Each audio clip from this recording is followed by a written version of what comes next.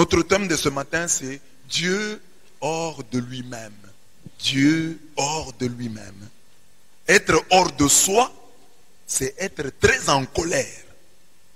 Être furieux, c'est fulminer au point de ne plus se contrôler complètement. Dans ce sens, parler d'un Dieu hors de lui-même, c'est parler d'un Dieu en colère. Dieu hors de lui-même, c'est Dieu en colère. Nous tirons ce thème de la première lecture. Romains 1, 8 à 19, il est dit ceci. La colère de Dieu se révèle du haut du ciel contre toute impiété et toute injustice des hommes qui tiennent la vérité captive dans l'injustice. Car ce qu'on peut connaître de Dieu est pour eux manifeste. Dieu, en effet, le leur a fait connaître. Donc Dieu est fâché contre les impies, contre les incrédules, contre les athées, contre ceux qui ne croient pas en lui. Car, dit le texte, ce qu'on peut connaître de Dieu est manifeste. Même les païens sont inexcusables. S'ils ne prient pas, s'ils ne sont pas attachés à Dieu, ils sont inexcusables parce que ce qu'on peut connaître de Dieu est manifeste. Dieu le leur a fait connaître à travers la révélation naturelle. En regardant les œuvres de la création, l'homme peut déjà avoir une idée sur l'existence et sur l'existence, sur la puissance et sur les exigences de ce Dieu-là. Nos ancêtres connaissaient Dieu sans avoir lu la Bible, sans avoir eu la révélation surnaturelle de Jésus-Christ. Avec simplement la révélation naturelle, ils regardaient la création, les œuvres de la création, et ils disaient, mais on ne peut pas avoir une si belle œuvre et n'est pas penser à son créateur, à son artiste. Ces chefs-d'œuvre doivent avoir un artiste. Et le fait pour nos ancêtres de penser ainsi les a conduits à avoir une certaine conduite. Sans la révélation surnaturelle des 10 commandements, par la voie de la conscience, nos ancêtres, ayant découvert Dieu à travers l'œuvre de la création, nos ancêtres ont compris qu'il ne fallait pas voler. Nos ancêtres ont compris qu'il ne fallait pas prendre la femme d'autrui. Nos ancêtres ont compris qu'il ne fallait pas faire du mal à l'étranger. Sans la révélation surnaturelle. Naturellement, en contemplant l'œuvre de la création, par la voie de la conscience, l'homme peut connaître Dieu d'une certaine manière. Même si cette connaissance-là n'est pas parfaite. Parce que dans la révélation surnaturelle apporte un plus de détails et de précisions radicales. Mais déjà, avec la simple révélation naturelle, l'homme peut connaître Dieu, peut suivre Dieu. Nos ancêtres en sont une grande preuve. Parce que eux, sans lire la Bible, connaissaient la plupart des commandements du décalogue. Ils les connaissaient, ils les vivaient. Et il y avait moins de vols. On dit que les ancêtres de leur temps, les gens ne volaient pas. Les gens avaient peur de voler. Et les gens connaissaient Dieu. Regardez tous les noms de Dieu que nous avons. Nos ancêtres ont donné à Dieu des noms. Parfois, quand vous les lisez, ils sont plus poétiques, plus profonds que ceux de la Bible. Et moi, j'ai toujours dit que dans la révélation dite naturelle, il y a déjà quelque chose de surnaturel. Parce que cette révélation naturelle-là, qu'on appelle naturelle, vient de Dieu. Mais on voudrait simplement la distinguer de la révélation en Jésus-Christ. Parce que là, Dieu s'est fait homme et vient vers nous. C'est quelque chose d'inédit dans l'histoire du salut. Donc Dieu se fâche. La première lecture dit, Dieu est fâché, non pas contre les chrétiens, non pas contre les croyants. Dieu est fâché contre les païens, disant que les païens, s'ils ne croient pas en lui, ils sont inexcusables. Parce que les preuves de l'existence et de la puissance de Dieu sont manifestes. Alors vous comprenez? Là où déjà nous amène cette méditation, ça veut donc dire que si Dieu est si exigeant envers les païens qui n'ont reçu que la révélation naturelle, à combien plus forte raison Dieu serait-il fâché, Dieu serait-il en colère contre les chrétiens, contre les croyants, à qui Dieu a parlé par son Fils, et qui demeure incrédule, qui demeure hypocrite jusqu'aujourd'hui. Donc Dieu est plus fâché, plus remonté contre nous, parce qu'ayant beaucoup reçu, nous n'avons pas beaucoup donné. Mais nos ancêtres, ayant reçu simplement de la révélation naturelle, en contemplant l'œuvre de la création, le psaume disait, les cieux proclament la gloire de Dieu. Et ils ont regardé aussi les cieux, ils ont compris que les cieux proclamaient la gloire de Dieu. Mais nous, en ces temps qu'ils sont les derniers, Dieu nous a parlé par son Fils. Donc, il sera beaucoup plus exigeant envers nous qu'envers nos ancêtres, à qui il a parlé à travers les cieux, à travers la nature, à travers la création, à travers la voix de la conscience. Donc, la colère de Dieu se révèle du haut du ciel contre toute impiété, contre toute injustice des hommes, impiété des hommes qui tiennent la vérité captive dans l'injustice. Car c'est qu'on peut connaître de Dieu et pour tous manifeste, Dieu en effet le leur a fait connaître. Romains 1, 18 à 19. À travers cet enseignement, nous voulons expliquer en quoi consiste la colère divine et indiquer deux péchés qui, selon les textes de ce jour, fâchent Dieu, le mettent hors de lui-même. Ces deux péchés sont l'incrédulité et l'hypocrisie religieuse. L'incrédulité, nous la tirons de la méditation de la première lecture, et l'hypocrisie religieuse, nous la tirons de la lecture de l'évangile. Mais avant d'en arriver au péché qui fâche Dieu, d'après les textes de ce jour, parlons un peu de la colère de Dieu. La colère de Dieu, c'est le premier point. Quelques textes bibliques sur la colère de Dieu. Je les cite en les commentant vite. À Horeb, vous excitâtes la colère de l'Éternel, et l'Éternel s'irrita contre vous et eut la pensée de vous détruire. Deutéronome 9, 3. Dieu, on a excité sa colère, et l'Éternel s'est irrité, et il a eu même la pensée de détruire Israël.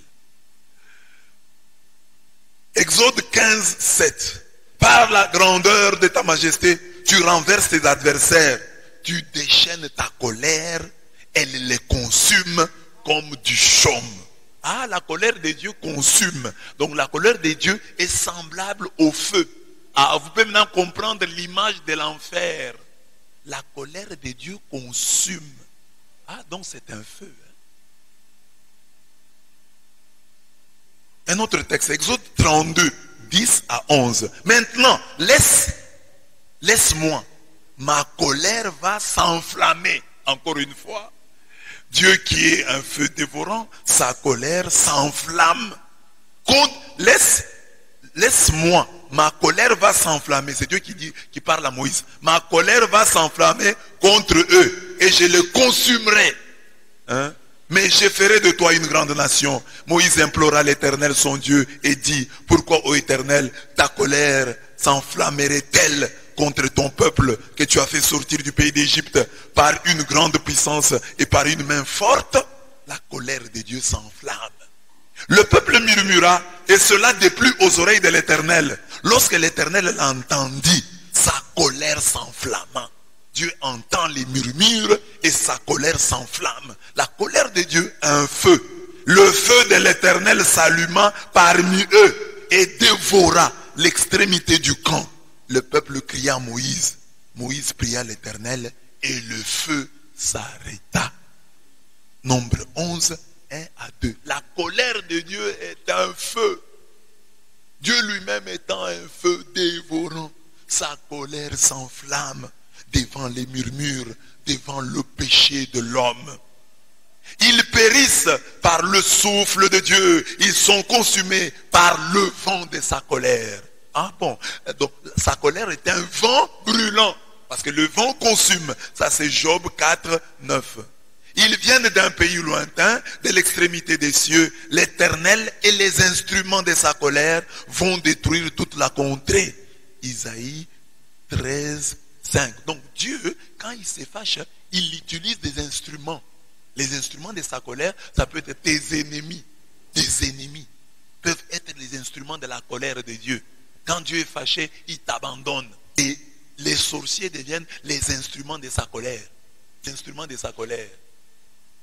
Parce qu'il est fâché contre toi. Parce que sa colère s'est enflammée contre toi. Et là, même un petit rien peut devenir l'instrument de sa colère. Une petite pierre peut te tuer. Un rire peut te tuer. Un petit rien peut te tuer.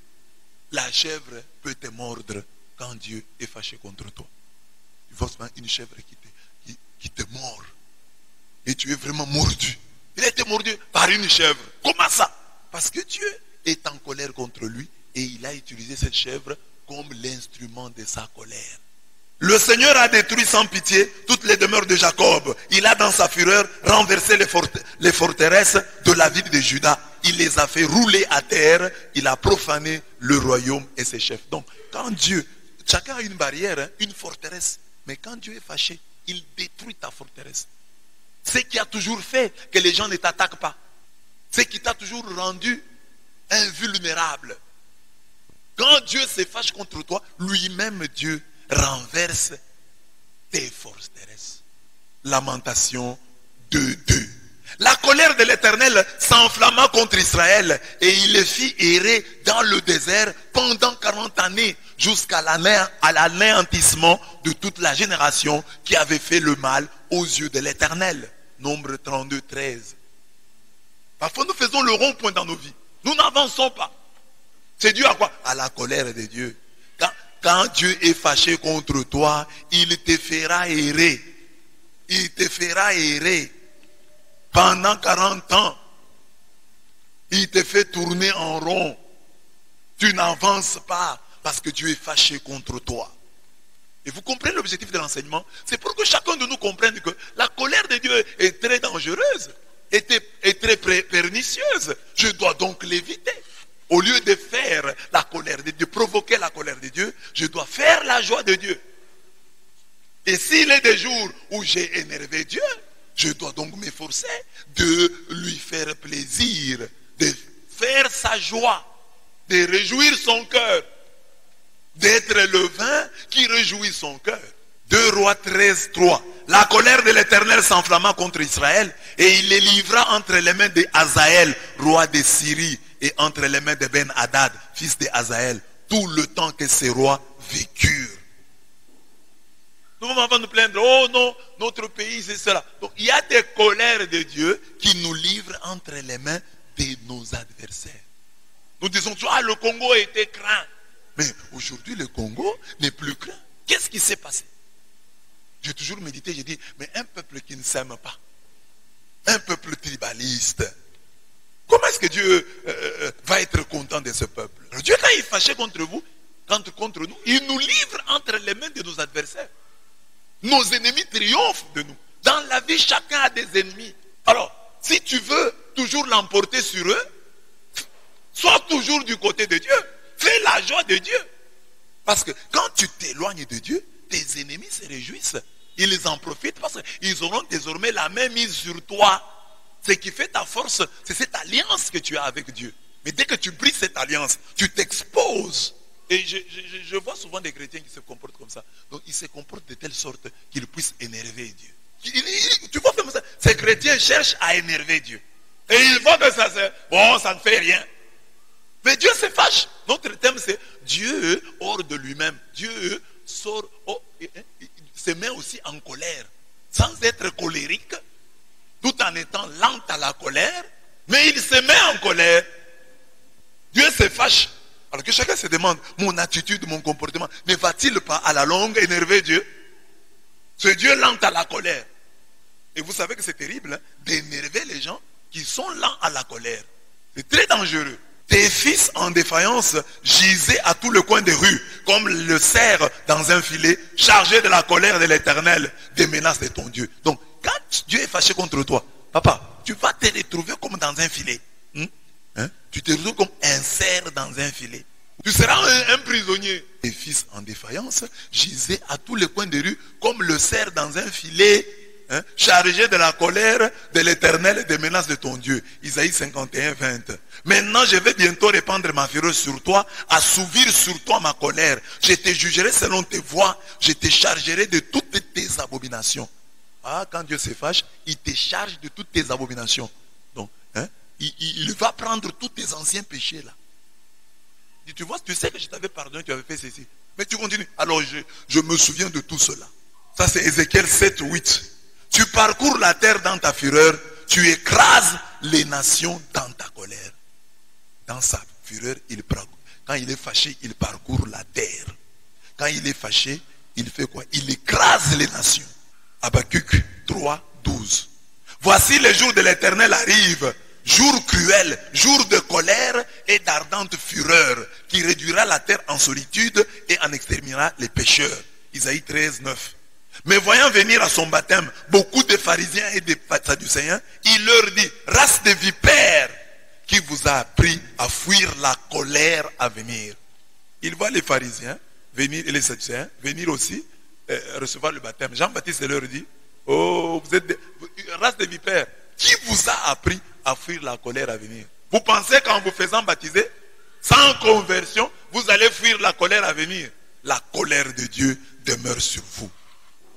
Mais par son endurcissement et par ton endurcissement et ton cœur impénitent, tu t'amasses un trésor de colère pour le jour de la colère et de la manifestation du juste jugement de Dieu. Quand tu endurcis ton cœur, quand tu t'endurcis dans l'impénitence, quand tu ne demandes pas pardon, qu'est-ce que tu fais? Tu t'amasses un trésor de colère. C'est-à-dire, tu emmagasines la colère. La colère de Dieu. Chaque fois que Dieu te parle, tu ne te convertis pas. Dieu te parle, tu endurcis ton cœur. Tu es en train d'emmagasiner la colère de Dieu. Tu constitues toi-même un dépôt de colère qui éclatera bientôt. Romains 2, 5. En ce jour-là, ma colère s'enflammera contre lui. Je les abandonnerai. Je leur cacherai ma face. Il sera dévoré. Il sera la proie d'une multitude de maux et d'afflictions. Et alors il dira, n'est-ce point parce que mon Dieu n'est pas au milieu de moi que ces maux m'ont atteint? Deutéronome 31, verset 7. Oh, je suis malade. Oh, j'ai tel problème. C'est Dieu en colère contre toi. Trop de problèmes dans ma vie. Dieu est fâché contre toi. Il te cache sa face. Il t'a abandonné. Tu seras la proie d'une multitude de maux. Il y a une multitude de malheurs qui va te poursuivre. Et puis tu vas te dire, oh, tout ça, c'est parce que Dieu n'est plus avec moi. Dieu n'est plus au milieu de nous, de moi. Hein? C'est parce que Dieu n'est pas là que ces maux m'ont atteint. Oui. Deutéronome 31, 7. Oui. Parce que si Dieu est là, les maladies, le mal va te craindre. Mais comme Dieu n'est pas là, le mal t'atteint et te tue. Tu n'as aucune protection en toi. Et aussi l'Éternel s'est-il fortement irrité contre Israël et les a-t-il éloignés de sa face? Il n'est resté que la seule tribu de Juda. 2 Rois 17, 18. Donc il y a toujours possibilité que quand même Dieu est fâché contre tout le monde, qu'il ne soit pas fâché contre tel et tel. C'est cette position que nous devons préférer. Que même si la colère de Dieu s'enflammait, qu'elle ne s'enflamme pas contre moi. Comporte-toi de telle sorte que la colère de Dieu ne puisse jamais s'enflammer contre toi. Il y a moyen. Ce texte montre que Dieu est fâché contre tout le monde. Il les a tous éloignés de sa face. Il n'est resté que la seule tribu de Juda. Fait toujours partie de ce petit reste qui plaît à l'Éternel, qui fait sa joie, qui fait ses délices. Avant Josias, il n'y eut point de roi qui, comme lui, revint à l'Éternel de tout son cœur, de toute son âme et de toute sa force, selon toute la loi de Moïse. Et après lui, il n'en a point paru de semblable. Toutefois, l'Éternel ne se désista point de l'ardeur de sa grande colère, dont il était enflammé contre Juda, à cause de tout ce qu'avait fait Manassé pour l'irriter.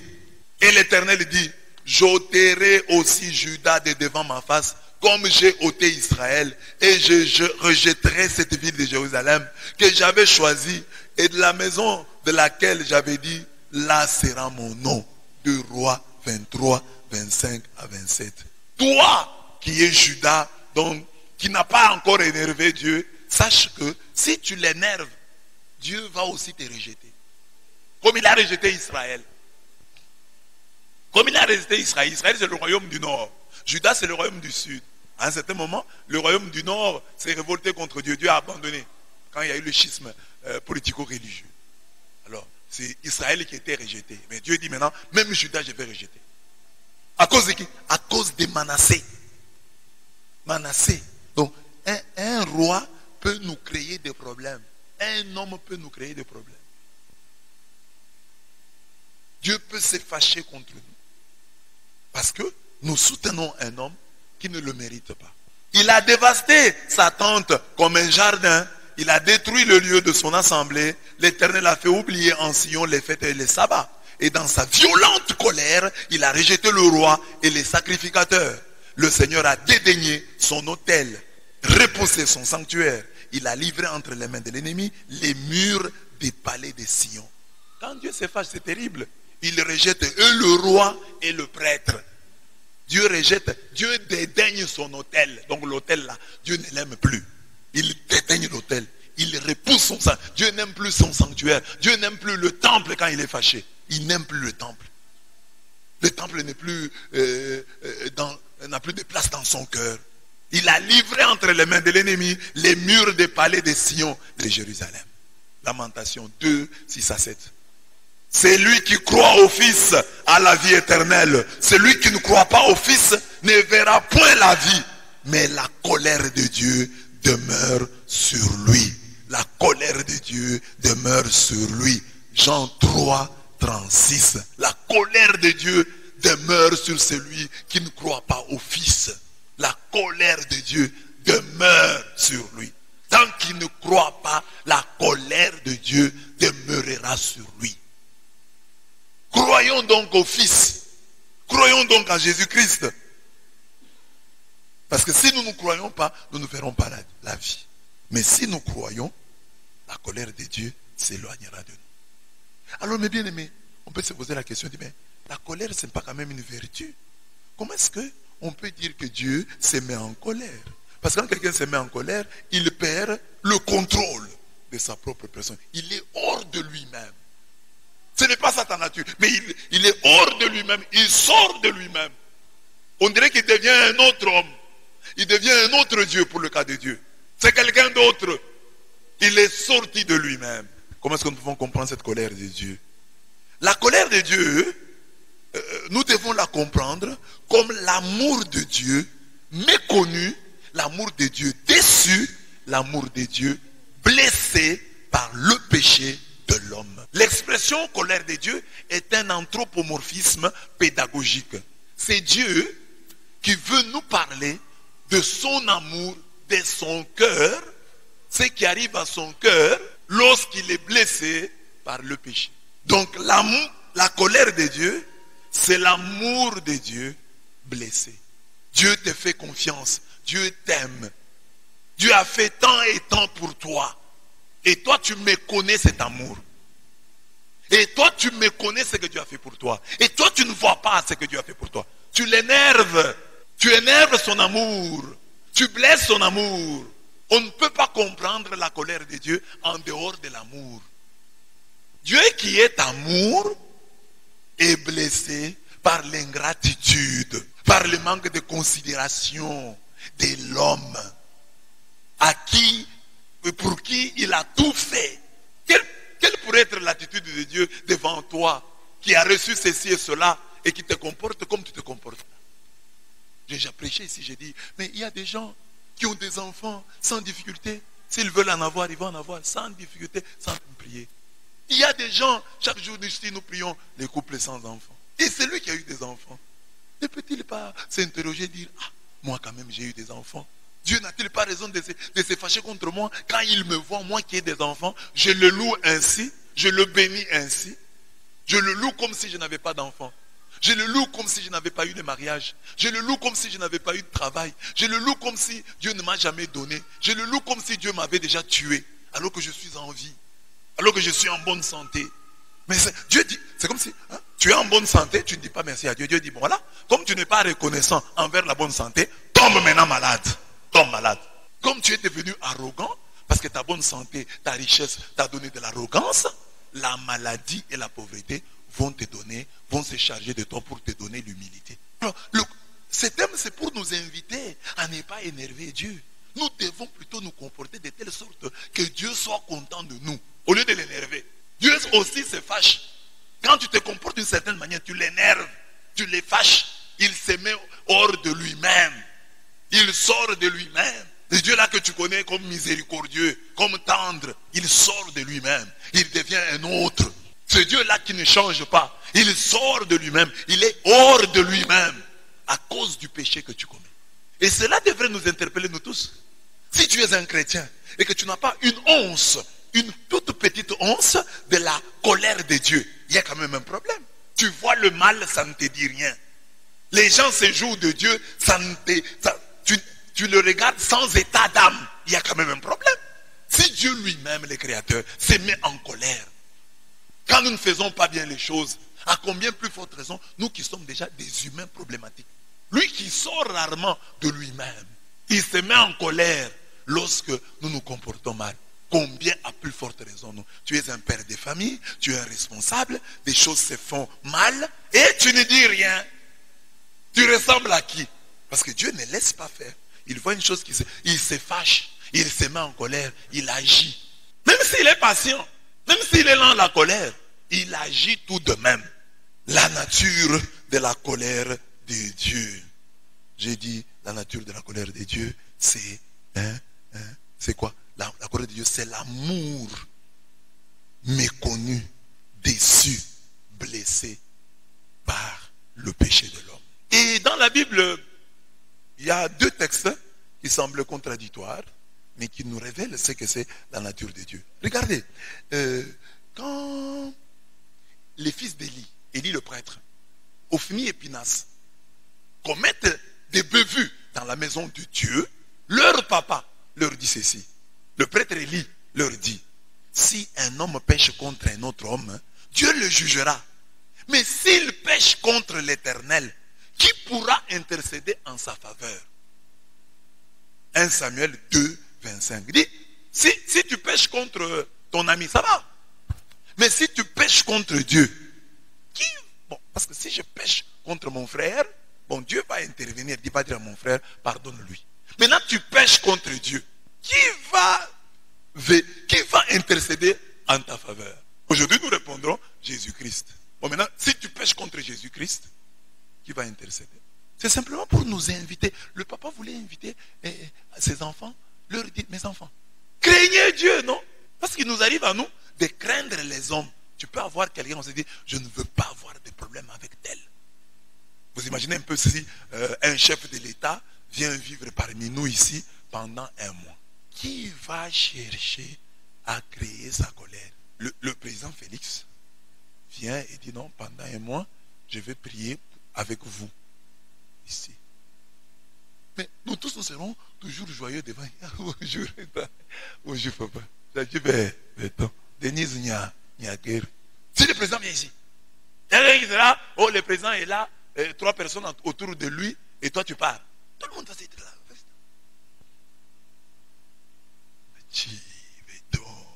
Mais alors, maintenant, si le président vivant au milieu de nous pendant un mois, tu cherches à lui plaire, mais Dieu est toujours parmi nous, Dieu est ici. Qu'est-ce que toi tu fais pour lui plaire? Pour lui faire plaisir, pour qu'il soit content, pour qu'il ne se mette pas en colère, pour qu'il oublie même les erreurs des uns et des autres. Parce que parfois l'homme est consolé par le bien. Bon, si le mal de tel et de tel me fait mal, je suis quand même consolé par le bien de tel et de tel autre. Même si la paroisse, moi comme votre curé, il peut m'arriver que tel chrétien, tel autre fasse des choses qui me fâchent. Mais dans ma colère, je peux me souvenir des bons chrétiens, des bonnes œuvres, des saints. Je dis non, tel et tel quand même se comporte bien. il devient ma consolation. C'est ça Noé. Noé signifie consolation. Dieu a trouvé sa consolation dans Noé. Tout le monde l'avait déçu, mais il avait trouvé sa consolation dans Noé. Et chacun de nous doit être Noé de sa génération. Celui en qui Dieu trouve la consolation. Il dit, ah, au moins il y a Noé. Au moins lui, il est différent. Au moins lui, il n'est pas comme les autres. C'est ça l'objectif de chacun. Pas provoquer la colère de Dieu. Parce qu'il y a des choses, tu fais des choses sciemment, des choses que tu peux éviter. Mais tu les fais ne pensant pas que tu peux provoquer la colère de Dieu inutilement. Par exemple, Fachi vient. Toi, tu commences à faire des caprices. Fachi même s'intéresse à toi. Bonjour madame. Bonjour. Il y a beaucoup de gens ici. Fachi ne veut même pas t'épouser, toi. Il a déjà une femme, Denise Nia. Mais non. Toi, tu fais des fiers devant Fachi, pourquoi? Ça, c'est pour énerver Dieu. C'est comme les gens qui viennent à la prière là. Alléluia, ils ne répondent pas. Ce sont des caprices. Tu énerves Dieu. C'est une violation de domicile de Dieu. Dieu t'a appelé. Dieu est venu le matin te prendre chez toi. Toi-même, tu es venu le matin, tu t'es lavé. Il faisait froid aujourd'hui. Tu t'es même lavé. Alors qu'il faisait froid, tu pouvais même éviter de te laver. Tu t'es lavé ce matin. Il fait froid. Tu vas où? À la messe. On t'a obligé? Non. Si tu ne vas pas, on va te frapper? Non. Si tu ne vas pas, tu ne vas pas manger? Non. Toi-même, tu te lèves. Tu viens, tu t'assois. Alléluia. Tu ne dis pas. Mais tu énerves Dieu. Ce sont des caprices inutiles. Tu es venu de toi-même. Les Seigneurs sont avec vous. Tu réponds dans la rue. Tu es venu de toi-même. Même le chapelet là, on fait le rosaire. Il y a des gens qui ne disent rien. Eux, quand on fait le chapelet là, ils font chapelet intérieur. Tu énerves Dieu. Et Dieu regarde. Et puis Dieu peut regarder toute la chorale. Personne ne fait bien le chapelet. Personne ne répond bien. Mais c'est ça qu'il faut profiter. Dans ta génération, quand je vous dis de vous distinguer, c'est ça. J'ai remarqué que dans mon église, là, les gens sont distraits. Quand on fait le Notre Père, les gens sont distraits. Quand on dit Amen, les gens sont distraits. Moi, à ces petits moments-là où les gens sont distraits, je vais capitaliser, captiver, capter l'attention de Dieu. Moi, je serai différent à ce moment-là. Je vais me mettre à genoux. Je vais lever les mains. Je prierai comme je cesse de vous le dire. Je prierai avec mon corps. Avec mon âme, oui. Mais aussi avec mon corps. Parce que c'est plus facile de dire je prie avec mon âme. Alors que vous ne priez avec rien. N'ayez pas de problème avec Dieu. Tu en as déjà avec la famille. Vous savez, il y a des gens qui ont des combats que vous ne pouvez pas imaginer. Des combats que vous ne pouvez pas imaginer. Donc, dans la famille, là, ton propre papa te combat. Ton propre papa est contre ton mariage. Ton propre papa est contre ton ordination sacerdotale. Ton propre grand frère dit, lui là, on va le chasser du sacerdoce. Ton propre papa, ton propre grand frère t'injurie. Ton frère, voyez le niveau de combat. Mais tu as ce combat-là dans ta famille. Tu viens encore à l'église, tu vas avoir le combat contre Dieu. Parce que le grand frère peut se fâcher contre toi. Oh, ce jour-là, Fernand ne m'a pas bien salué. Oh, ce jour-là, Christophe m'a négligé. C'est normal que le grand frère puisse dire ça. Mais maintenant, qui dit ça? C'est Dieu qui dit que Roméo, quand il vient dans mes parvis, il est fâché. Quand il est fâché contre sa femme, quand il est fâché contre cette femme, quand il est fâché contre son mari, elle montre cette colère devant moi. Ton affiche là, tu ne sais pas combien d'argent il a dépensé pour l'affiche. Comme tu es catholique, tu arraches. Petit! Tu connais cet homme-là, ses alliances avec Dieu? Tu connais la prière qu'il a faite avant de mettre les papiers là? Ne cherche pas de problème avec Dieu. N'énerve pas Dieu. Déjà énerver les hommes parfois nous crée des problèmes. Il y a des gens qui ont énervé des professeurs. Ils n'ont pas fini leurs études. Pour avoir énervé tel professeur, il a dit petit, tu ne termineras pas les études. Tu vas dans telle université, il te suit. Tu vas dans telle université, il te suit. Mais maintenant Dieu. Et c'est parfois des petits gestes comme ça qui énervent Dieu. Vous voyez, si nous considérons notre relation à Dieu comme un mariage, les mariés peuvent comprendre. Les mariés ne se chamaillent pas pour des grandes choses.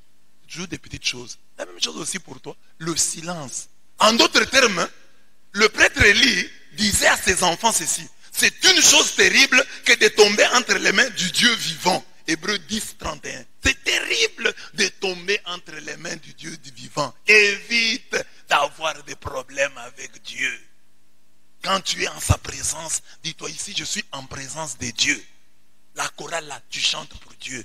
Oh, je suis fâché contre Vanessa, donc je ne chante pas. Tu blagues avec, mais Dieu veut nous faire quoi?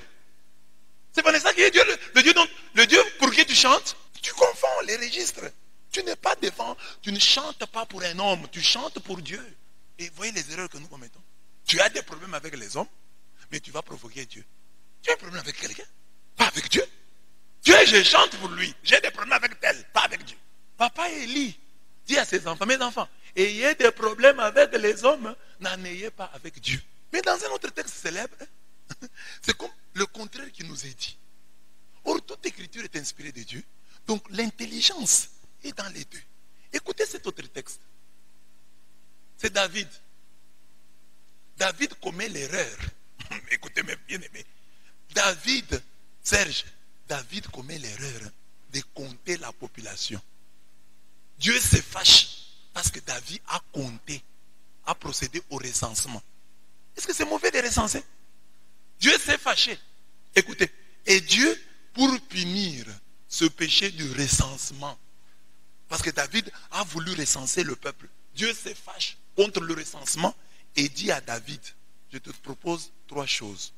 Première chose, faut-il que tu adviennes 3 années de famine dans ton pays, ou que tu fuis 3 mois devant ton ennemi qui te poursuivra, ou qu'il y ait pendant 3 jours la peste dans ton pays. Parce qu'il a recensé le peuple. Dieu dit, je te propose 3 choses. 3 ans de famine dans le pays. Deuxième chose, tu vas fuir devant tes ennemis pendant 3 mois.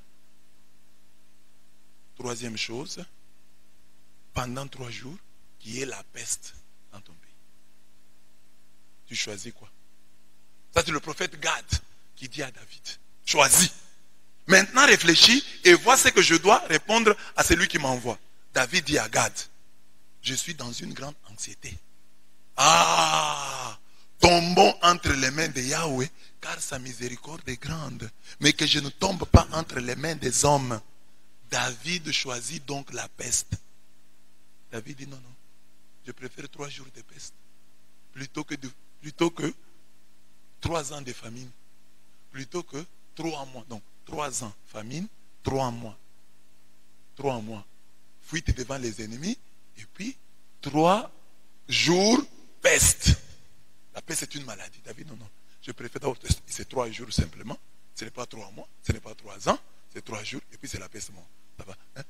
Alors il dit, je préfère tomber entre les mains de Dieu parce que Dieu est miséricordieux. Un homme peut très mal. Or, Élie a dit, mieux vaut tomber entre les mains de Dieu, les mains des hommes que des mains de Dieu. David lui dit, non, non, c'est mieux de tomber entre les mains de Dieu, parce que Dieu est miséricordieux. La vérité est dans les deux. Évitons ce qui fâche Dieu. C'est tout. Parce que dans la première lecture, le papa veut dire à ses enfants, ne fâchez pas Dieu, n'énervez pas Dieu. Dans la deuxième lecture, David a déjà énervé Dieu. Et il est devant les conséquences de son acte. Et son acte est apparemment anodin. Il a procédé au recensement. Et Dieu se fâche parce que dans la pensée, dans la tête de David, il y avait l'orgueil. Il voulait compter les gens pour se rassurer, dire, oh, je suis devenu un grand roi, j'ai autant de personnes. Attention, on peut recenser pour d'autres raisons. Mais David, Dieu qui sonde les reins et les cœurs, a compris que le recensement de David David faisait ça pour pouvoir s'enorgueillir, pour dire, j'ai beaucoup de gens. Les gens ne t'appartiennent pas. Ce sont les gens de Dieu. Et David, le recensement, c'est quelque chose de normal, de scientifique, de bien. Mais c'est devenu un péché qui a énervé Dieu et qui a provoqué 3 jours de peste. Des milliers de personnes sont mortes. Pour ça, parce que David a recensé la population. C'est Dieu là que nous avons. Un Dieu qui se fâche parce que tu fais des recensements. Et toi, tu blagues avec lui. La colère de Dieu est très différente de celle de l'homme. C'est la colère de l'amour. Et on a raison de parler dans ce cas de sainte colère. Un beau texte d'Osée nous indique très bien la nature de la colère divine. Comment t'abandonnerai-je Ephraïm? Te livrerai-je Israël? Comment te traiterai-je comme Adman? Te rendrai-je semblable à Séboïm? Mon cœur en moi est bouleversé. Toutes mes entrailles frémissent. Je ne donnerai pas cours à l'ardeur de ma colère. Je ne détruirai pas à nouveau Ephraïm, car je suis Dieu et non pas homme. Au milieu de toi, je suis le Saint et je ne viendrai pas avec fureur. Osée 11, 8 à 9. Interprétant ces textes, j'ai dit toujours là, ça c'est Dieu, c'est prêchant à lui-même. Dieu se prêche à lui-même. Il dit, moi je suis Dieu, je ne suis pas un homme. Je ne peux pas agir comme les hommes, moi je suis Dieu. Je suis Dieu et non pas homme. Je ne veux pas agir comme les hommes. Ma colère doit être différente. Ma colère c'est pour corriger. Ma colère c'est pour guérir. Ma colère c'est pour sauver. Ma colère n'est pas un caprice. Parce qu'il y a des gens qui sont capricieusement colériques, qui se mettent capricieusement en colère, comme les femmes. Amen. Les femmes parfois se fâchent pour rien. Elle se réveille seulement le matin comme ça, elle est fâchée. Son mari demande, maman, il y a un problème? Non. Tu es fâché? Non. Je t'ai fait quelque chose de mauvais? Non. Mais pourquoi tu es comme ça? C'est comme ça que je suis. Dieu se donne des conseils à lui-même. Il dit, moi je suis Dieu, je ne vais pas venir comme un homme. Hein? Ainsi donc, l'expression colère de Dieu est un anthropomorphisme, j'en ai parlé. Donc, une manière toute humaine de parler de l'amour de Dieu blessé, méconnu, déçu, blessé par le péché de l'homme. C'est dans ce sens qu'on parle d'un Dieu en colère et non d'un Dieu colérique. Car dans ces grandes lignes, la Bible affirme l'Éternel est miséricordieux et compatissant, lent à la colère et riche en bonté, il ne conteste pas sans cesse, il ne garde pas sa colère à toujours, il ne nous traite pas selon nos péchés, il ne nous punit pas selon nos iniquités.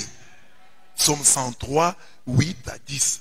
Tout pécheur qui n'a pas dit Amen aura des problèmes avec Dieu. Pas ce texte ici, tout pécheur devrait dire Amen. C'est le texte qui fait que nous puissions vivre. L'Éternel est miséricordieux et compatissant, lent à la colère et riche en bonté. Il ne conteste pas sans cesse, il ne garde pas sa colère à toujours, il ne nous traite pas selon nos péchés, il ne nous punit pas selon nos iniquités. Il est dans la colère, mais il se met quand même en colère. Il n'est pas colérique, mais il se met en colère. Alors, nous devons le plus possible éviter de l'énerver. C'est ça un chrétien, c'est ça un saint. Je vais tout faire pour plaire à mon Dieu. Qu'est-ce qui peut plaire à Dieu? Voilà le souci du chrétien. Ah, qu'est-ce que je peux faire ici pour plaire à Dieu? Dans ce contexte, dans ce climat, que puis-je faire pour plaire à mon Dieu? Deuxième partie, les péchés qui fâchent Dieu. Il y en a deux. Le premier, c'est l'incrédulité. Le deuxième, c'est l'hypocrisie. L'incrédulité. La première lecture dit, le juste vivra par la foi. Hébreux 11, 6 dit, sans la foi, impossible de plaire à Dieu. Ça doit nous interpeller. Donc, ce qui plaît à Dieu, ce qui ne provoque pas sa colère, c'est la foi. Dieu veut que nous lui fassions confiance. Que nous croyons en lui. Que nous croyons qu'il ne peut pas nous tromper, ni se tromper. Le juste vivra par la foi. Sans la foi, impossible de plaire à Dieu. Alors, si c'est la foi qui plaît à Dieu, donc ce qui lui déplaît, c'est le manque de foi, l'incrédulité. C'est ça qu'il dit, les païens sont inexcusables, car ayant connu Dieu par la nature, ils n'ont pas cru en lui. Romains 1, 19 à 20. Ce qu'on peut connaître de Dieu est manifeste pour eux. Dieu le leur ayant fait connaître, en effet, les perfections invisibles de Dieu, sa puissance éternelle et sa divinité se voient comme à l'œil depuis la création du monde, quand on les considère dans ses ouvrages. Donc, il y a moyen, en regardant seulement la nature, de comprendre les perfections invisibles de Dieu. Tu sais ce que nos ancêtres ont fait? Ils regardent le soleil. Ils disent que Dieu est le soleil qu'on ne peut pas regarder fixement. Ils regardent, ils vont en forêt, ils trouvent des arbres fruitiers. Il dit, mais Dieu ici, c'est un donateur généreux. Il lui donne même, il met même des arbres dans la forêt. Pour qui? Pour les animaux, oui. Mais il met ça en forêt. Il est tellement... Donc la nature, tous les noms qui ont été donnés à Dieu, c'est l'homme qui est parti de la nature. Il regarde et dit, ah, ça, cette nature ici, la nature m'enseigne les perfections invisibles de Dieu. L'homme voit le rocher, il dit, ah, ce rocher là depuis des millénaires. Dieu est donc le rocher des âges. On dit, les perfections invisibles de Dieu, sa puissance éternelle et sa divinité se voient comme à l'œil depuis la création du monde quand on les considère dans ses ouvrages, dans les ouvrages de Dieu, dans l'œuvre de la création. Il y a moyen de voir la puissance éternelle de Dieu, il y a moyen de percevoir la divinité. Parce qu'on ne peut pas avoir un tel chef-d'œuvre sans qu'on pense à l'artiste qui l'a créé. Quand on trouve des choses en désordre, on peut dire c'est peut-être le vent qui les a amenés ici. Mais quand vous trouvez quelque chose d'ordonné, non, il doit y avoir une intelligence derrière ça. Cet ordre dit il y a un ordonnateur. Ça ne peut pas exister comme ça par hasard. Quelqu'un a fait ça. Il y a un artiste derrière tout ça. Et Dieu dit, les païens sont inexcusables parce que eux, ils devaient connaître Dieu. Les païens sont inexcusables. En effet, ayant connu Dieu, à travers la révélation naturelle, ils ne l'ont point glorifié comme Dieu et ne lui ont point rendu grâce. Mais ils se sont égarés dans leurs pensées et leur cœur sans intelligence, a été plongé dans les ténèbres. Se vantant d'être sages, ils sont devenus fous. Romains 1, 21, 22. Les païens sont inexcusables parce que Dieu leur a parlé par la voix de la conscience. Dieu leur a parlé par la voix de la nature, par la voix de la création. Une des grandes folies des païens, c'est l'idolâtrie, à travers laquelle ils ont changé la gloire du Dieu incorruptible en image représentant l'homme corruptible, des oiseaux, des quadrupèdes et des reptiles. Ils voient un oiseau et ils disent, oh, cet oiseau c'est Dieu. Mais comment l'oiseau peut être Dieu? Parce que l'oiseau est comme toi. Vous êtes des créatures. Mais comment? Tu regardes la créature et tu la prends pour le créateur. Non. Tu dois dire, si cet oiseau est là, quelqu'un d'autre l'a créé. Et tu dois aller au-delà de l'oiseau pour découvrir le créateur. Maintenant, l'idolâtrie, c'est quoi? Quelqu'un qui s'arrête à mi-chemin. Il voit le soleil, il dit le soleil est Dieu. Il voit la lune, c'est la lune qui est notre Dieu. Non. Va au-delà. C'est ça la folie de l'idolâtrie. Donc, elle ne va pas au-delà. Elle prend un animal, un veau, et il dit, c'est ce veau ici qui est notre Dieu. C'est lui qui nous a créé. Un veau qui ne parle pas, depuis qu'il est avec vous, c'est vous qui le nourrissez, et vous dites, c'est lui qui est notre Dieu. C'est quand même de la folie. On dit, quand on est incrédule, on va tomber dans l'idolâtrie. Hier comme aujourd'hui, quand la foi manque dans votre vie, quand vous ne croyez pas en Dieu, vous allez tomber dans l'idolâtrie. Le pouvoir, le sexe, l'argent va prendre votre cœur. La nature a horreur du vide. Là où Dieu n'est pas là, le diable règne. Donc, quand vous n'avez pas Dieu, vous allez tomber dans toutes sortes d'idioties. Et ne pensez pas que l'incrédulité, c'est un péché lointain. Hein. Il y a une incrédulité au sein même des chrétiens. Thomas, c'était un disciple de Jésus-Christ. Mais Jésus l'a traité d'incrédule. Tu peux fréquenter une église, mais être incrédule. Tu peux fréquenter une église, mais être incrédule. Quand à l'église, là, tu n'es que cartésien. J'ai dit, tu n'es que cartésien, parce que moi, je considère que la raison nous aide aussi à croire. La raison est aussi importante. Mais quand tu ne t'appuies que sur la raison, mais à l'église, tu deviens un incrédule. Parce qu'il n'y a pas que la raison, il y a aussi la foi. Et avec la raison, on ne résout pas tous les problèmes. Même de la vie de chaque jour ici. Aimer n'est pas quelque chose de raisonnable. Aimer, ce n'est pas quelque chose de raisonnable. Aimer, même, j'allais dire, on dit, le cœur a ses raisons que la raison même ne connaît pas. Donc, aimer, c'est quelque chose d'irrationnel. D'irrationnel, même si la raison intervient, mais à un moindre degré. Quand tu aimes quelqu'un, là, tu as réfléchi.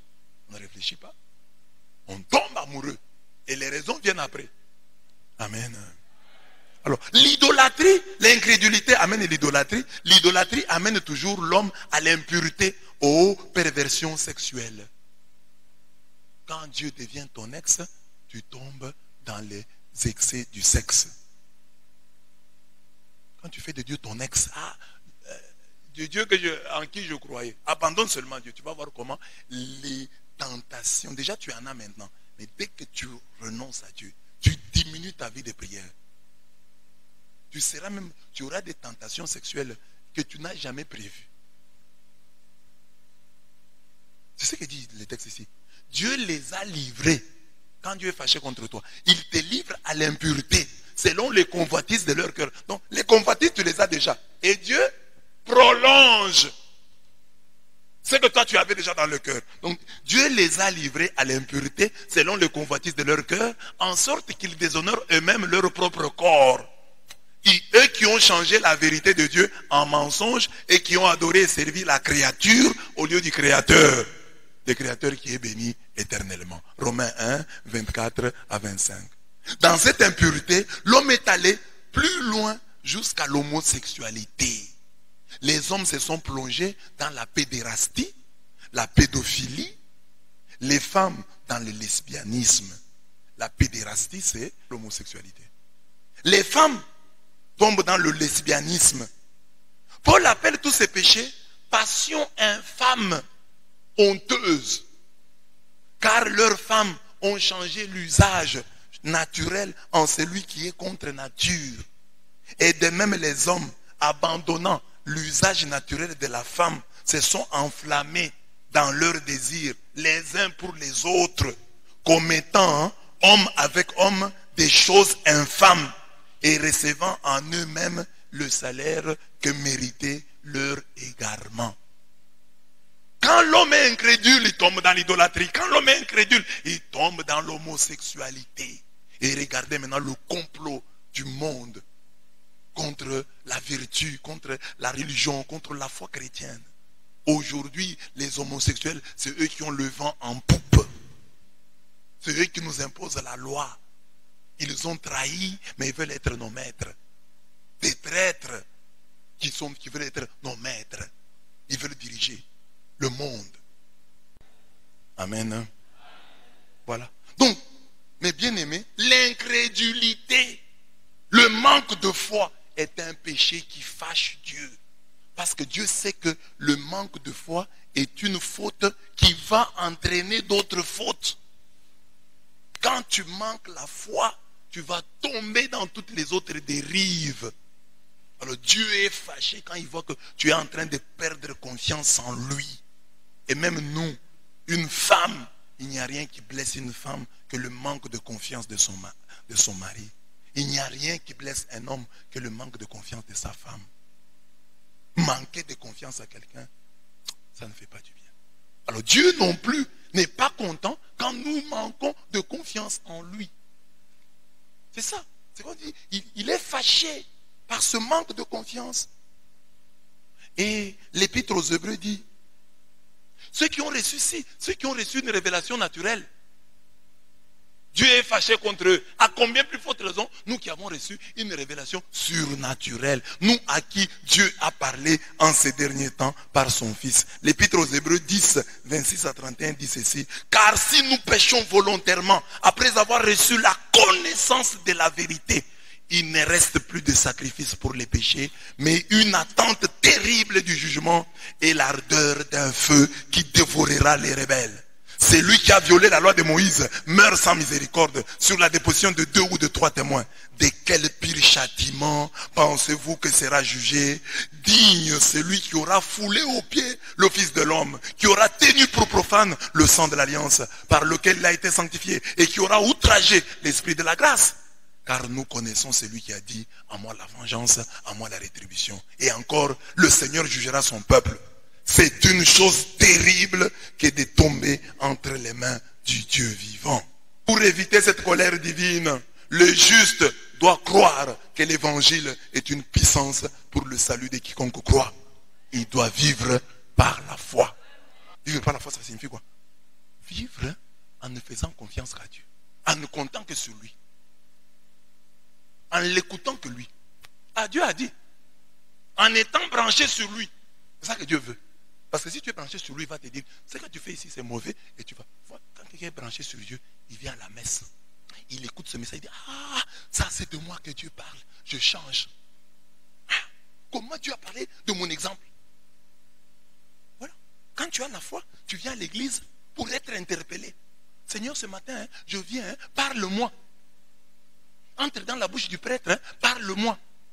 J'ai besoin d'une orientation de vie.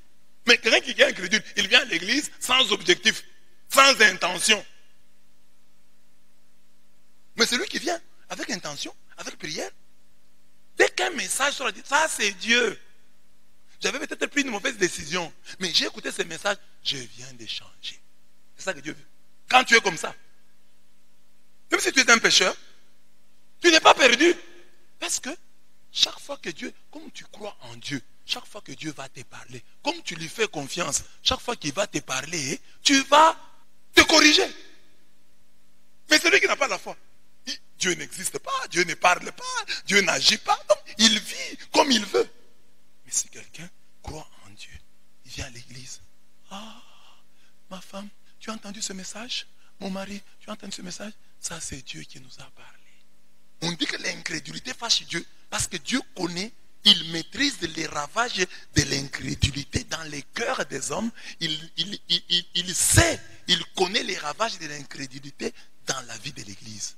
Quand vous avez un prêtre qui ne croit plus, quand vous avez un ancien de l'Église qui ne croit plus, mais qui est là parce que c'est sa fonction, c'est très très dangereux. Il va vous amener n'importe quoi. Deuxième péché qui fâche Dieu, c'est l'hypocrisie religieuse. L'hypocrite joue un rôle. L'hypocrite, c'est un personnage, ce n'est plus une personne. Il joue un rôle, juste un rôle. Il n'a pas Dieu, mais il veut donner l'impression aux gens qu'il a Dieu. Et même parfois qu'il est Dieu. C'est ça l'hypocrite.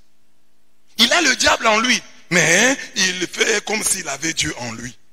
Il a des petites vertus, mais qui lui font oublier ses grands vices. C'est ce qui arrive dans l'évangile. Jésus arrive chez ces pharisiens-là. Et Jésus ne se lave pas les mains. Les pharisiens s'en offusquent outre mesure. Il dit, mais comment cet homme peut-il manger sans se laver les mains? Jésus dit, mais ce n'est pas ça qui est plus important. Toi, tu te laves les mains. Tu as des petites vertus. Se laver les mains, c'est une petite vertu. Mais tu es plus préoccupé et plus satisfait de tes petites vertus. Et tu ne luttes plus contre tes grands vices que sont la cupidité et la méchanceté. Et ça que dans le monde chrétien nous vivons aujourd'hui, un chrétien va faire un effort pour ne pas prendre la bière, un chrétien va faire un effort pour ne pas faire ceci, pour ne pas regarder la télévision, pour ne pas regarder ceci, cela, pour ne pas danser toutes ces danses-là. Mais ce qui concerne la cupidité et la méchanceté, il ne se bat plus. Il ne se bat plus contre la cupidité. Cupidité, c'est l'amour de l'argent. La méchanceté, c'est le mauvais cœur, comme nous disons en Afrique. La mauvaise foi. Mais, tu ne te laves pas les mains, Jésus, avant de manger. Tes disciples ne font pas des mains. Ah, c'est grave, hein? Donc Jésus n'est pas un homme de Dieu. Comment un homme de Dieu peut manger sans se laver les mains? Ça t'inquiète. Un petit rien. Mais la cupidité, l'amour de l'argent. Pour l'argent, tu es capable de faire tout. Tu peux tuer, tu peux haïr, tu peux calomnier pour l'amour de l'argent. Méchanceté. Tu ne te bats plus contre ta méchanceté. Quand tu vois quelqu'un réussir dans sa vie, ça t'énerve. Quand tu vois quelqu'un bien habillé, ça t'énerve. Quand tu vois quelqu'un qui paye une voiture, ça t'énerve. Tu es méchant. Mais cette méchanceté-là ne te préoccupe pas. Tu ne pries pas contre elle. Mais tu te glorifies de te laver les mains avant de manger. Tu te glorifies de ne pas prendre la bière. Mais la méchanceté qui est dans ton cœur, elle est tranquille. Elle se repose tranquillement. Elle se repose en paix dans ton cœur qui est un cimetière. Tu dois te préoccuper de la méchanceté. Comment je suis méchant comme ça? Alors il faut donc commencer à prendre des hypothèses qui te permettent d'examiner si tu es méchant, oui ou non. Tu t'imagines de dire, mais si Papa Lazare devenait Premier ministre, je vais me sentir comment? Non, je n'ai pas de problème. Ah, donc, je ne suis pas méchant envers lui. si maman Francine paye une parcelle, oh, c'est pas un problème.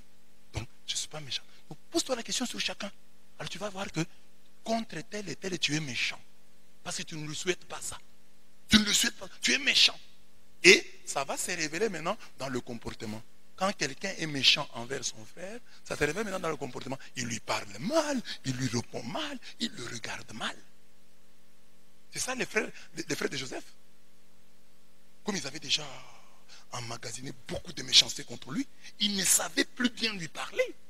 Alors, demande-toi, combien de méchanceté tu as en toi? Il y a des gens, ici nous prions, ils n'aiment pas ça. Ils n'aiment pas ça. C'est ça qui doit te préoccuper. Seigneur, pourquoi j'ai un tel cœur? Pourquoi j'ai un tel cœur? Le mariage des sœurs, je m'énerve. J'ai appris encore que Cédric va se marier. Je suis fâché. Même si je fais semblant, mais dans mon cœur, Seigneur, je ne suis pas bien. Pourquoi je suis comme ça? C'est ça. Tel s'est habillé comme ça m'a énervé. Tel a payé un tel téléphone, j'étais en colère. Tel a porté le même habit que moi. J'ai dit, nous sommes une chorale. Tel a réussi aux examens d'État, ça m'a fâché. Tel a échoué, je me suis réjoui. C'est le mauvais cœur. C'est ça la méchanceté contre laquelle il faut se battre. Comment, Seigneur, la peine de l'autre fait ma joie? La joie de l'autre fait ma peine. Alors, Seigneur, c'est quel cœur que moi j'ai? Je suis un chrétien, Seigneur. Seigneur, je ne suis pas un chrétien. Seigneur, je ne suis pas un chrétien. Seigneur, pardonne-moi. Je ne suis pas un chrétien. Parce que la joie de l'autre fait ma peine. Et la peine de l'autre fait ma joie. Pardonne-moi. Je vais jeûner 3 jours pour chasser cette méchanceté de mon cœur. Je vais chasser cette méchanceté de mon cœur. Je ne veux plus être un méchant. Nous sommes dans la même parcelle, une cour commune. Je vois chez le voisin, on prépare de la viande, ça m'énerve. Est-ce qu'ils ont pris ma viande? C'est leur viande, Seigneur. Pourquoi la viande dans la casserole de l'autre m'énerve, moi? Seigneur, pardonne-moi. J'ai vu mon voisin, son mari, venir avec un sachet de pain. J'étais fâché. Quand il m'a salué, j'ai mal répondu. Parce que j'étais fâché contre le pain que son mari venait de lui amener. J'ai vu le voisin amener une boîte de lait. Acheter un sac de farine. Seigneur, j'ai pas dormi. Seigneur, j'ai pas dormi. Comment lui peut payer un sac de farine, une boîte de lait et du pain? Il a même payé du beurre. Comme si cela ne suffisait pas, il a payé même du beurre. Seigneur, les gens payent le beurre. C'est ça qu'il faut. Comment l'autre a des plantes? Il a des mèches. Il a des cabellos. Il a les cabellos, papa. Il paye cabellos. Moi, c'est seulement système, moi, j'ai dit. Seigneur, pourquoi j'ai ce cœur-là? C'est ça qui doit t'inquiéter. Parce que c'est cette méchanceté. La Bible n'a pas un terme pour parler de la sorcellerie. Celle dont nous parlons en Afrique, là. Quand elle parle de la sorcellerie, c'est magie, c'est ce que nous appelons magie, sorcellerie. Mais la Bible n'a pas ça. Mais pour parler de notre sorcellerie ici, la Bible utilise le mot méchanceté. Et nous avons des gens méchants. Que Dieu te libère de toute méchanceté. Parce que la méchanceté t'empêche de dormir, t'empêche d'évoluer, t'empêche d'aller de l'avant. Sois libéré de toute méchanceté. Quand tu vois que tu n'as pas un cœur méchant, réjouis-toi. Tu n'as pas un cœur méchant. Cessons de provoquer la colère de Dieu. Cessons d'être incrédules. Nos ancêtres ont cru, se basant sur la révélation naturelle, la création et la voie de la conscience. Ils ont adoré Dieu. Regardez les noms qu'ils lui ont donnés. Et ils étaient d'une grande moralité. Nous qui connaissons Jésus-Christ, n'énervons pas Dieu. Celui qui ne croit pas en Jésus, la colère de Dieu demeure sur lui. Jean 3, 36. La révélation surnaturelle dont nous nous targuons deviendra une circonstance aggravante. Aggravante de notre culpabilité. Renonçons à l'hypocrisie religieuse. Que le fait de nous laver les mains ne nous fasse pas oublier notre cupidité, notre méchanceté. Luttons plus contre notre cupidité et notre méchanceté, notre amour de l'argent, la cupidité qui se voit dans la manière d'offrir. Nous offrons mal à Dieu, dans le manque de générosité. Aujourd'hui, le Seigneur dit, faites l'aumône et tout sera pur pour vous. Aidez les pauvres et tout sera pur pur pour vous. Que nos petites vertus ne nous fassent pas oublier nos grands vices. C'est ça que j'ai dit ici. J'ai résumé ça, j'ai dit. Pour lutter contre, la meilleure manière de lutter contre l'hypocrisie consiste à vivre en présence de Dieu, devant sa face et non devant la face des hommes. Elle consiste, la meilleure manière de combattre l'hypocrisie, consiste à se battre pour que le bien que font nos mains vienne de nos cœurs. Effort pour interroger sérieusement notre cupidité et notre méchanceté. Nous devons inventorier les petites vertus qui nous font oublier nos grands vices. Pour lutter contre l'hypocrisie, nous devons transformer nos efforts pour ne pas scandaliser en effort de sanctification. Ne vivons pas seulement pour ne pas scandaliser, mais vivons de manière à nous sanctifier. Faisons en sorte que le bienfait en secret soit plus abondant que celui fait en public. Ayons des secrets positifs. Je prie, ma femme ne le sait pas. J'aide les pauvres, les gens ne le savent pas. Je fais telle œuvre, mais c'est entre moi et Dieu. Il faut que ces œuvres-là existent, des bons secrets. Ayons pour les autres un cœur de mère et pour nous-mêmes un cœur de juge. Confessons nos péchés. C'est une manière de lutter contre l'hypocrisie. Sachons nous excuser. Pratiquons l'autodérision. Sachons nous moquer de nous-mêmes. Celui qui sait se moquer de lui-même a déjà combattu sérieusement l'hypocrisie. Ne donnons jamais l'impression de faire de notre vie un sans faute. Non. Quand nous sommes en erreur, reconnaissons, ça c'est une erreur que j'ai commise. J'ai commis cette erreur. C'est une erreur que j'ai commise. Pardonnez-moi. Découvrons le pouvoir purificateur de l'aumône. Jésus dit, faites des aumônes et tout sera pur pour vous. Sachons remettre en question notre propre lutte contre l'hypocrisie. Est-ce qu'en luttant contre l'hypocrisie, je ne suis pas hypocrite? Parce que l'hypocrisie peut nous suivre même, faire en sorte que nous puissions juste lutter pour ne pas donner l'impression d'être hypocrite. Donc l'hypocrisie peut nous poursuivre même dans la lutte contre l'hypocrisie. Il y a une lutte hypocrite contre l'hypocrisie. Dangereux. Lutte hypocrite contre l'hypocrisie. L'hypocrisie dans la lutte contre l'hypocrisie. Donc il faut faire attention parce qu'il faut remettre en question même son combat contre l'hypocrisie parce qu'il peut être hypocrite. Ses efforts sont un puissant bouclier contre la colère divine. Que Dieu vous bénisse.